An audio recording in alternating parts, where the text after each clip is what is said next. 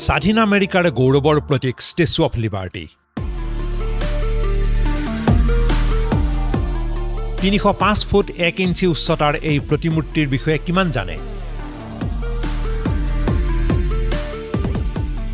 France চৰকাৰে স্বাধীন আমেৰিকাক দিয়া উপহাৰ এইটো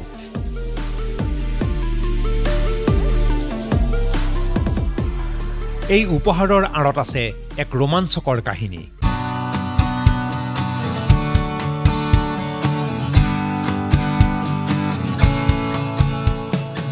আমাৰ বহুতে নাজানে যে এই মূৰ্তিটো দৰাচলতে কাৰ এই মূৰ্তিটো ইছাবেলা বোৱাৰৰ সৌন্দৰ্যৰ চমকনিৰে পুৰুষৰ মনত বসন্তৰ বামাৰলৈ সৃষ্টি কৰিব পৰা ফৰাচী ৰমণী ইছাবেলা এই মূৰ্তিটোৰ মাজেৰেই অমৰ হৈ ৰ'ল এক ঘটনাক্ৰমৰ মাজেৰে ফ্ৰান্সৰ এই ৰমণীগৰাকীয়ে আমেৰিকাৰ গৰ্বৰ প্ৰতীক হৈ লাভ কৰিছে বিশ্ব প্ৰসিদ্ধি ইয়াৰ আঁৰত আছে এক অনুপম কাহিনী এক ৰোমাঞ্চকৰ উপন্যাসৰ চৰিত্ৰৰ দৰে এই ভাস্কৰ্য আৰ্হিৰ আঁৰৰ মহিলাগৰাকী দেউতাক আছিল এজন আফ্ৰিকান পেষ্ট্ৰি কাৰিকৰ মাক এগৰাকী ইংৰাজ মহিলা শৈশৱ কৈশোৰৰ পৰাই ৰূপ লাবণ্যৰ দীপ্তিৰে উদ্ভাসিত আছিল ইছাবেলা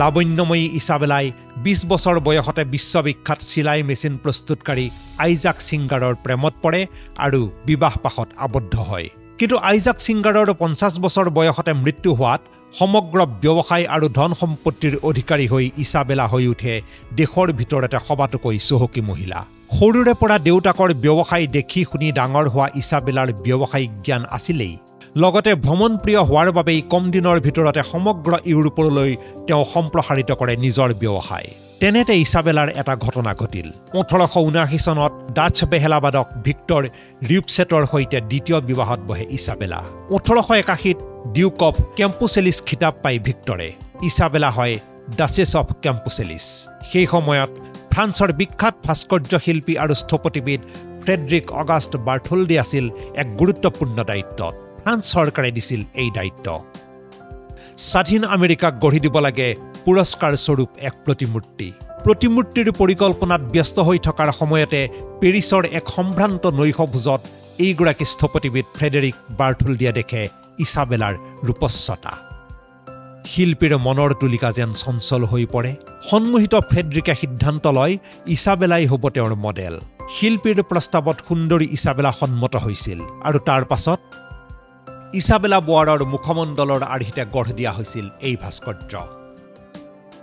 বিশাল উচ্চতা ওজন 225 টন 1904 চনত 62 বছৰ বয়সত আশ্চৰ্য সুন্দৰী ইছাবেলাৰ মৃত্যু হয় কিন্তু ইছাবেলাৰ সৌন্দৰ্য আৰু শৰীৰ শিল্প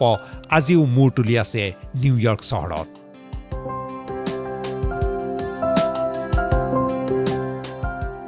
সঞ্জয় দাস ৰিপোৰ্ট দেশ টুডে